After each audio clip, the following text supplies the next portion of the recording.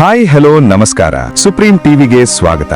ಚಿಕ್ಕೋಡಿ ಭಾಗದಲ್ಲಿ ಕ್ಷುಲ್ಲಕ ಕಾರಣಕ್ಕೆ ಶುರುವಾದ ಮನಸ್ತಾಪ ಕೊಲೆಯಲ್ಲಿ ಅಂತ್ಯವಾದ ದುರ್ಘಟನೆ ಬೆಳಕಿಗೆ ಬಂದಿದೆ. ಬೆಳಗಾವಿ ಜಿಲ್ಲೆಯ ಕಾಗವಾಡ ತಾಲೂಕಿನ ಮಂಗಸೂಳಿ ಗ್ರಾಮದಲ್ಲಿ ಆಟೋ ಚಾಲಕರ ನಡುವೆ ಸರತಿ ಸಾಲಿನಲ್ಲಿ ರಿಕ್ಷಾ ನಿಲ್ಲಿಸುವ ವಿಚಾರವಾಗಿ ವಾಗ್ವಾದ ಉಂಟಾಗಿದೆ. ಈ ವಾಗ್ವಾದವು ಬಳಿಕ ವೈಮನಸ್ಸಿಗೆ ತಿರುಗಿ ದುರಂತಕ್ಕೆ ಕಾರಣವಾಗಿದೆ.